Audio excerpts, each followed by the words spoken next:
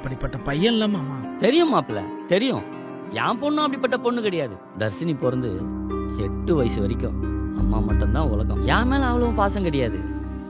நான் தூக்குனா கூட அழுவான் மாப்பிள்ள. அவங்க அம்மா செத்து அடுத்த 1 வருஷம் வரைக்கும் யாருக்கிட்டையுமே பேசவும் முடியாம நொந்து போனான். அதுல இருந்து அவ மீண்டு வரத்துக்கு 3 வருஷம் ஆச்சு. அவ ஒருத்தர் மேல பாசம் வைக்கிறதுக்கு தான் லேட் ஆகும்.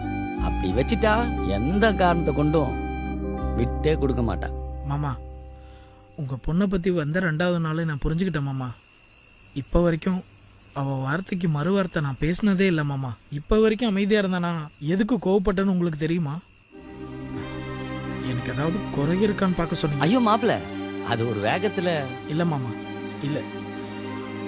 அந்த வார்த்தையை சொல்ற முதல் நீங்க தான்.